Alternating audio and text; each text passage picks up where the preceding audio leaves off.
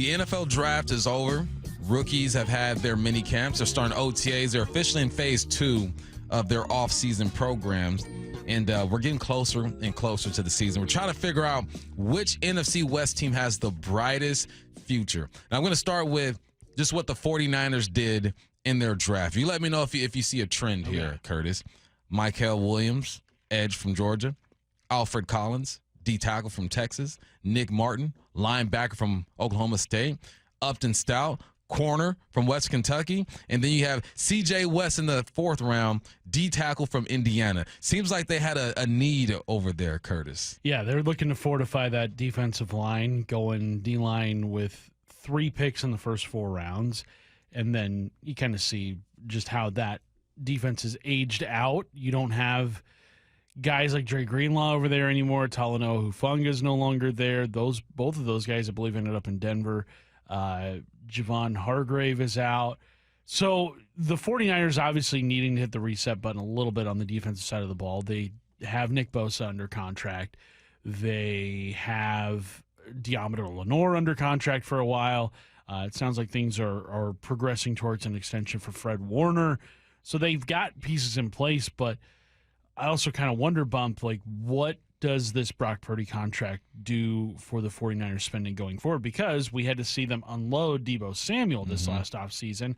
And then also there's talks about, could Brandon Ayuk get moved maybe within the next year or so, depending on how that contract looks, which is funny because he signed that just 1 year ago. Yeah. Like, that's how bad of a deal that has been for the 49ers. He got hurt, obviously, but they're also looking to get out of that just a year after making that move. They drafted Ricky Pearsall, but obviously the life-threatening situation he had before his rookie season started, that kind of derailed any expectations for him in his rookie year. So I'm looking at the 49ers right now, Bump, and it's kind of hard to see what is through the trees for them at this current moment because of just how much that Purdy contract is going to change how they operate.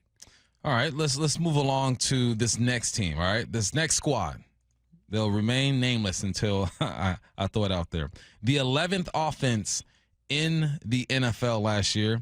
When it comes to throwing the rock, they were middle of the pack. When it comes to running the rock, they were top 10. Now let's look at their draft. They went to D-tackle, corner, edge, linebacker, corner, offensive guard, and safety. Out of their, 7 picks, 6 of those things were on the defensive side of the ball. I'm talking about the Arizona Cardinals. We feel like they have a number 1 receiver, Marvin Harrison, over there. We feel like the run game was decent last year, with number 6 in the game, averaging 144 yards per game. And at the quarterback position, they have one of those guys who are getting paid $50 million who haven't even sniffed a conference championship game. Seems like the same trend here. The Cardinals are looking at their offense and saying, we got McBride, we got Harrison, we got James over there. Offensively, we got some weapons. Let's shore up this defense. And I think that's a good move on their part. And Jonathan Gannon is a defensive-minded head coach, so that is working in their favor that they have the offense, I think, in a good spot, especially with all the playmakers that you mentioned, Bum. I don't know if they have the kind of elite talent that is going to be needed to win a division in the NFL. And I don't know if they're going to be able to get there with Kyler Murray. It's kind of a situation that the 49ers are in where it's like, this is the best option we have for us right now, so we're going to extend him, even though there are better quarterbacks out there than what Murray is for the Cardinals.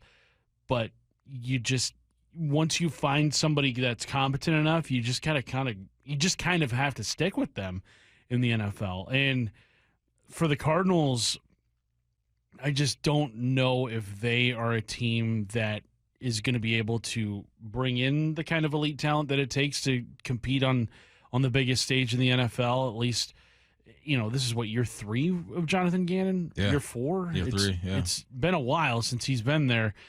By year 3, you got to really start to see great progress being made. I don't know how much they can take take on more in terms of the slow climb that they're on. All right, let's get to one more before the Seahawks. We're talking about the Rams now. Their draft was a bit more balanced. You go tight end with your first pick in the second round, Terrence Ferguson. You go edge with your next pick. You go running back with your next, D tackle, linebacker, wide receiver. More of a balanced attack by the Rams, but they also have more to work with. You got that great defensive line, a couple guys in the secondary. You bring over Devontae Adams. You still got Puka Nacua and Tutu Atwell. Your run game is on point with Kyron Williams and Matthew Stafford. This seems more like a team that's not looking to fill voids, but just add some depth to their situation. They are, but I look at their defensive line bump, and it's not just what they did in 2025, but you look at what they've done over the last 2 drafts prior to 2025, Jared Verse, Braden Fisk, and Kobe Turner. Your biggest need was defensive line help because of Aaron Donald's retirement. Not only do you have a really good young defensive tackle on his rookie contract in Kobe Turner, but you've also got Jared Verse, who's the reigning Rookie of the Year on the defensive side of the ball. And then Braden Fisk has been a really good player as well for that Rams team. You've got 3 young players. Byron Young is another really good player on that defense, linebacker. They don't have a quarterback, I think, beyond 2025. I don't think Matthew Stafford plays beyond 2025. I think this might be his final season. That's kind of the vibe I got based off of how the negotiations went. You know, he's had some injuries the last few years. The Rams have not really addressed quarterback outside of bringing Stafford back on, $44 million. But I will say the pieces that they have in place on their defense right now, especially all those guys on their rookie deals, that to me is really concerning if you're the Seahawks or any other team in the NFC West, where it's like, okay, this Rams team, if they somehow find their quarterback of the future, watch out, because they're in a good position. Right. And, of course, the last team, the Seattle Seahawks, we know what they did. Zabel was the big one. Nick Imorori was the second big one, the safety. And you got the tight end Elijah Arroyo. You go Milroy at the quarterback spot. You get a D-tackle from Notre Dame. They got the second best grade in the NFL. So I'm not even going to ask you for your analysis of the Seahawks, because we've done that a bunch of times, right? The question for this segment was, who has the brightest future? And it was funny listening to you go through the analysis, is because you made it sound like the team that's already on top might have the brightest future with their pieces. Am I reading that right, or are you going somewhere else? If it's not the Rams, then I would probably say the Seahawks. Right, me too. But again, the Seahawks are in a similar spot that the Rams find themselves in, where it's like, who's your quarterback of the future? You did draft Jalen Milroe. We don't know what he's going to be like going forward, but at least that is a move to address that spot instead of continually kind of kicking the can down the road.